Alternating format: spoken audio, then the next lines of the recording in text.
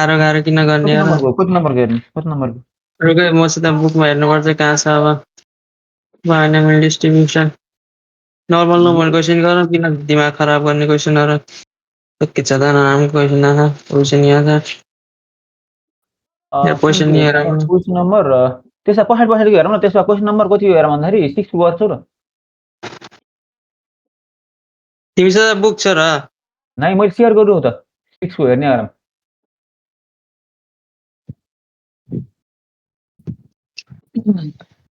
पछि त आउनु के मलाई त टेस्टिङ हाइपोथेसिस त। यो बाइनोमियलको एउटा क्वेसन यो नर्मल क्वेसन गरौँ कि बाइनोमियलको पहिला? बुकबाट हेरेर गर्ने। हुन्छ नि त नर्मल गरौँ। दिमाग खराब यहाँ। एउटा नर्मल त फर्मुला बुझ्ने गरी त गर्नु पर्यो नि त एउटा। Page number 3 question number 4। Photo खिचेर पठाउन मिल्छ? Oh no man no. Photo खिचेर पठाउन मिल्छ। कसैले स्क्रिनशट हान त न खै यसो देखाउ त म स्क्रिनशट गर्छु। ल अलि राम्रोसँग यसो गर्नु ल। पेज नम्बर कति हो दोस्त? ल मैले इम्पोर्टेन्टमा पठाइदिन्छु नि। ल ठिक छ ल।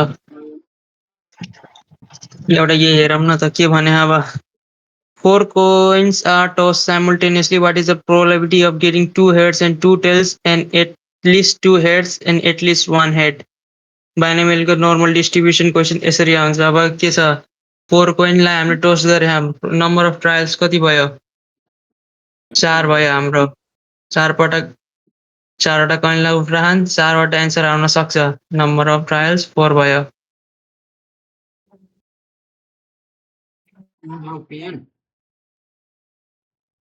अर्को के भने भन्दाखेरि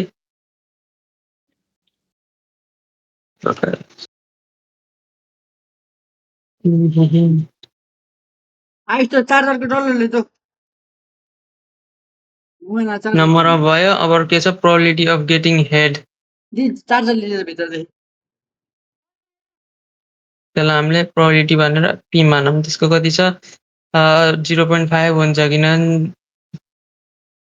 किनभने एउटा कोइनलाई उछाल्दाखेरि probability of head getting is 0.5 1/2 र अब क्यू पी को भ्यालु भएपछि क्यू को भ्यालु निकाल्न 1 minus P 1 minus 0.5 is equal to 0.5 Q अथवा since P plus Q is equal to 1 यो यति याद राखे। क्यू भ्यालु त निकाल्न सजिलो हुन्छ। नाउ लेट र ख्याल रहे is less than 30 greater than 0.05 binomial के भन्छ डिस्ट्रिब्युसनमा। Let x is equal to number of heads 0 1 2 3 4 therefore possible छ बाइनोमियल डिस्ट्रिब्युसन। अब के गर्ने फर्मुला लाउने x is equal to r भनिन्छ। pr is equal to formula ncr pr q n minus r। n को भ्यालु 4 हो। pr को value अहिले थाहा छैन r को भ्यालु थाहा छैन। p भनेको 0.5 हो। यसको r q भनेको 0.5 n भनेको हाम्रो 4 माइनस r को भ्यालु x हजुर x इज इक्वल टु के हो त फेरि अन्त माथिको त r r त खै देखाउ r भनेको हामीले क्वेशनबाट हेर्ने हो। लेट के देखि हेर न लेट के देखि भन न। के लेट के भन्ने नि लेट के लेट मैले लेटै लेखेको छैन कहीँबाट। कता खै त देखाउन त यसो देखाउ त लेट x हो। हेरै let x let x is equal to के number of head is equal to 0 number of 1 heads 2 3 4 4 भयो अनि बस त्यो अनि यसलाई एक्सपेरिमेन्ट गरौँ त डट डट देखि त्यो तीनटा डट छ यो x is equal x is to b अनि पछि यहाँ के थियो त बाइनोमियल थियो उ त्यो डिस्ट्रिब्युसन छ पोसिबल छ भनेको।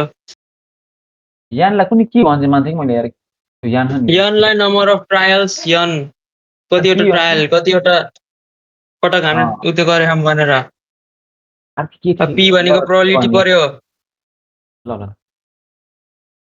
क्वेशन हेर अब के भने क्वेशनले आर भनेको हाम्रो यो भ्यालुहरु हुन्छ है क्वेशन अनुसार भ्यालु हुन्छ आर को 2 heads 2 tails at least 2 heads and 2 at least 1 head यो आर को भ्यालुहरु हो नै अब के गर्ने भन्दाखेरि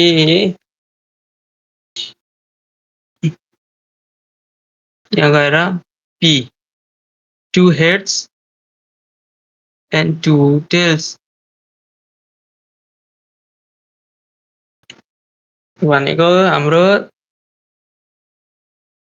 दुईटा हेड्स के दुईटा हेड भयो भने दुईटा टेल आउन सक्छ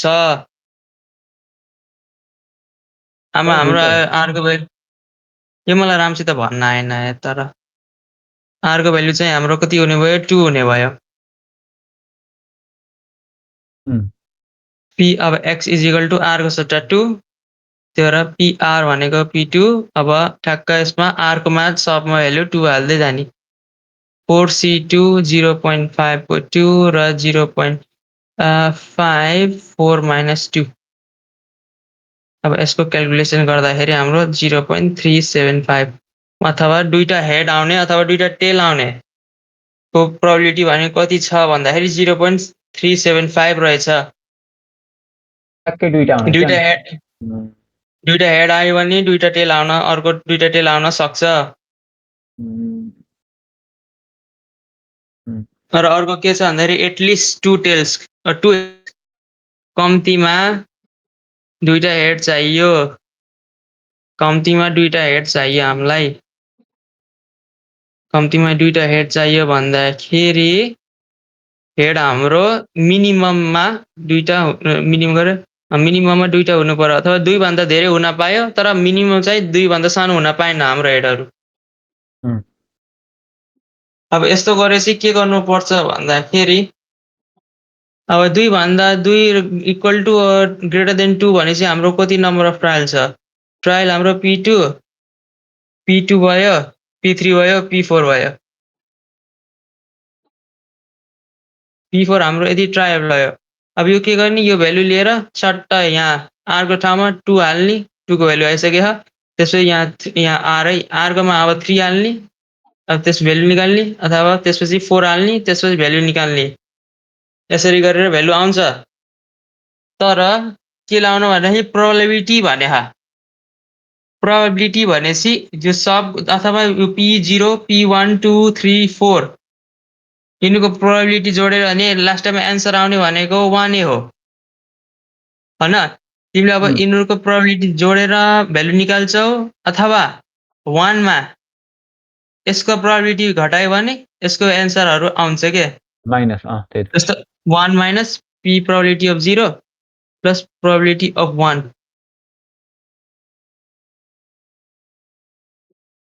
यिनुरमा यसमा यो घटायो भने यिनुको आन्सर आउने भयो के हो ठीक छ नि यस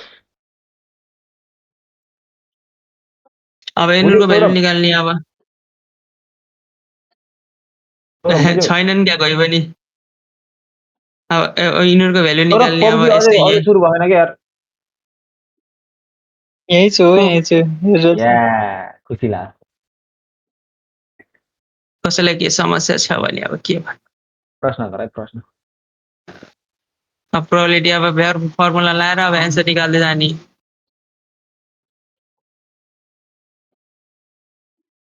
हिजो कस्तो 0.75 आयो 20 आयो हेरेनौ र हेरेको कस्तो गर एकदम दूर भाउ सुन्दैन भाउ त्यसो ल पढौँ यो नि क्वेशन सेम छ एटलिस्ट 1 हेड 2 को हेड को सट्टा 1 हेड चाहियो अब यो एक्जाममा छ बाइनोमियल डिस्ट्रिब्युसन आउन सक्छ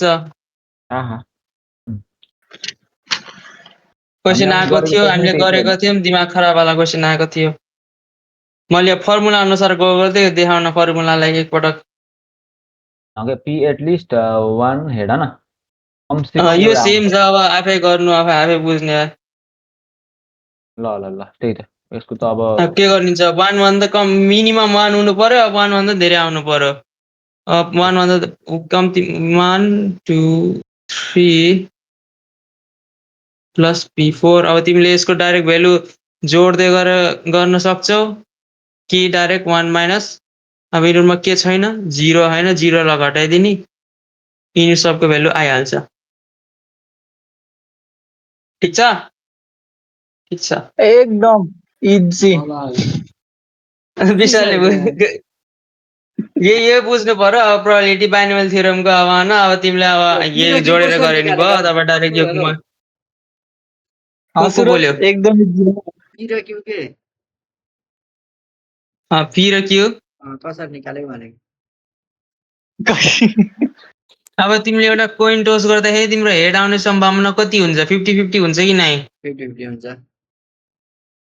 त्यही त्यसमा प्रोबेबिलिटीलाई हामीले 50% लाई 0.5 बनायौं र क्यू त्यो अब क्यू लाई भनेको हाम्रो p plus Q is equal to 1 हुन्छ अब p लाई उता लैदिने माइनस गरिदिने माइनस 1 माइनस 0.5 त्यसबाट क्यू को भ्यालु हाम्रो आउँछ क्वेशनमा कहिलेकाहीँ दिन्छ क्यू क्यू क्यू को भ्यालु कहिलेकाहीँ आफैले निकाल्नु पर्छ त्यति गाह्रो चाहिँ दिन्न होला ठिक छ यहाँ हेर यहाँ एउटामा देख डाइरेक्ट भ्यालु देख p को ठिक छ ठीक छ अब अर्को क्वेशन हेरौँ है त सुरज